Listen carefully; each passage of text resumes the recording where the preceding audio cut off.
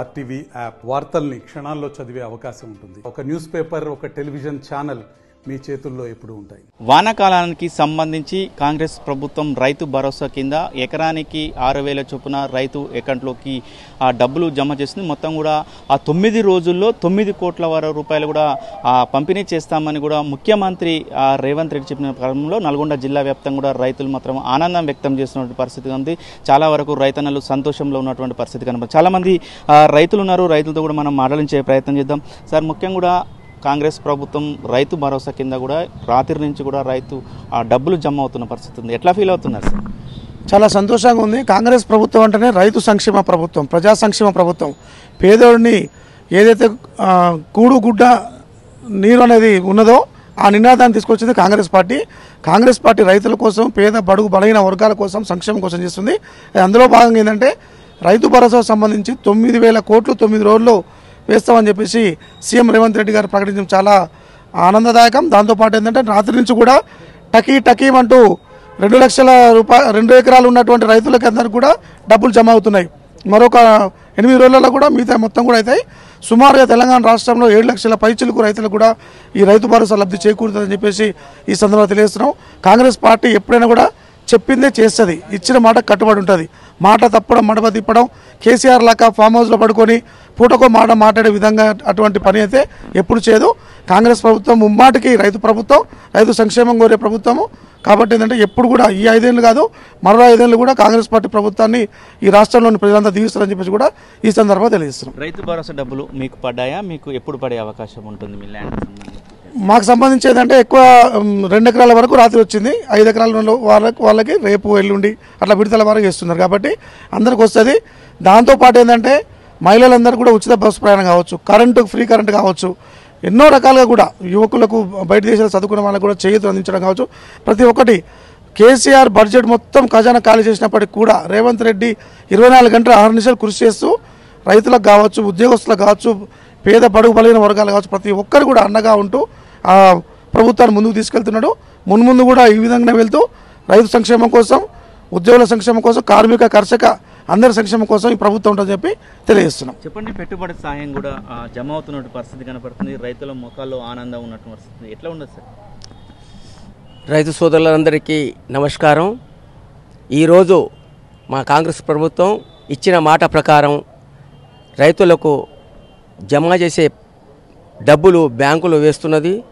ఎవరైతే 2 ఎకరాల వాళ్ళకి ఇప్పుడు మొదటి విడతగా ఇవ్వడం జరిగింది. ఇప్పుడు కాలం స్టార్ట్ అయింది కాబట్టి, వానాకాలం స్టార్ట్ అయిపోయింది. ఇప్పుడు రైతులు తమ యొక్క పంట పొలాలకు సేద్యం చేసుకునేందుకు ఎవరైతే సన్నద్ధమైనరో వాళ్లకు సంతోషదాయకమైంది. కాబట్టి మన రైతన్నలకు కూడా నేను ఈ శుభవార్త తెలియజేస్తున్నా.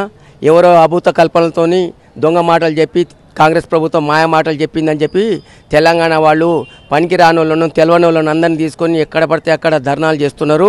అయితే ఈ ధర్నాలకు సంబంధించి విషయం ఏంటంటే, వాళ్ళు చెప్పి చేసిపోయిన మాటలకు 100 ఎకరాలకు 1000 ఎకరాలకు డబ్బులు ఇచ్చేసి ఖజానా ఖాళీ చేసిపోయినరు.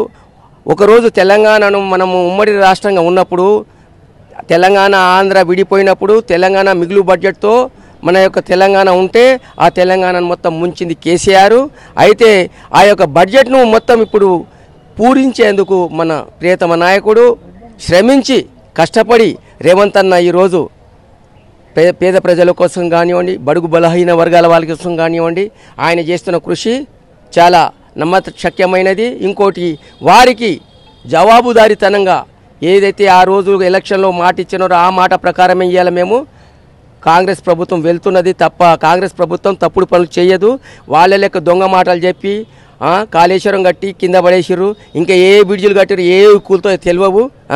కాబట్టి వాళ్ళ యొక్క మాటలు మానుకోవాలి. వాళ్ళు చేసిన తప్పులను ప్రజలతో క్షమాపణ చేకూర్చుకోవాలి. ఎందుకంటే క్షమాపణ చెప్పించుకోకుంటే వాళ్ళు పాపిస్తులు అవుతారు. రైట్, మొత్తం కూడా రైతులు ఉంటారు, మీకు సంబంధించిన తోటి రైతులు ఉంటారు. వాళ్ళందరూ కూడా ఏమనుకుంటున్నారు? ముఖ్యంగా కూడా వానాకాలం సీజన్ కూడా ప్రారంభమవుతుంది, దుక్కులు దుంతున్న పరిస్థితి కనపడుతుంది. ఈ దూరంలో డబ్బు కూడా జమ అవుతున్నట్టు ఏమనిపిస్తుంది? ఇప్పుడు అందరూ సంతోషకరంగా ఉన్నారు. ఎందుకంటే ఇప్పుడు వానాకాలం మృగశిర కార్తె మొదలైపోయింది. ఇప్పుడు రైతులందరూ తమ యొక్క దున్ని భూములను సాగుబాటు చేసుకునేందుకు సన్నద్ధమైనందుకు ఈ టైంలో డబ్బులు పడ్డందుకు వాళ్ళు సంతోషంగా ఉన్నారు. కాబట్టి వాళ్ళు కూడా కాంగ్రెస్ ప్రభుత్వాన్ని దీవిస్తున్నారు.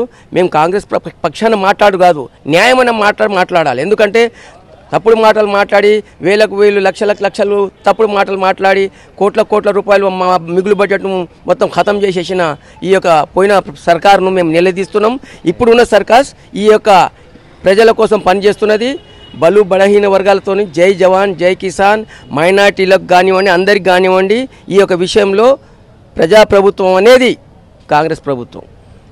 Thank you. మొత్తం కూడా చెప్తున్న పరిస్థితి కనపడుతుంది. ఏదైతే నిన్నటి నుంచి రాత్రి నుంచి కూడా రైతు భరోసాకు సంబంధించిన నిధులు రైతుల ఖాతాలో జమ అవుతున్నా కూడా రైతులు కూడా చాలా ఆనందం వ్యక్తం చేస్తున్నారు, సంతోషం వ్యక్తం చేస్తున్న పరిస్థితి కనపడుతుంది. మరొక 9 రోజుల్లో కూడా ప్రతి ఒక్క రైతుకు కూడా రైతు భరోసా నిధులు జమ అవుతాయని కూడా ముఖ్యమంత్రి రేవంత్ రెడ్డి చెప్పారని కూడా వీరు చెప్తూ హర్షం వ్యక్తం చేస్తున్న పరిస్థితి కనపడుతుంది. వీడియో జర్నలిస్ట్ కృష్ణతో అచ్యుత్, RTV నల్గొండ. మరిన్ని వీడియోస్ కోసం ఛానల్ ని సబ్స్క్రైబ్ చేయండి, లేటెస్ట్ అప్డేట్స్ కోసం వాట్సాప్ ఛానల్ ని ఫాలో చేయండి అండ్ లింక్ డిస్క్రిప్షన్ లో ఉంది.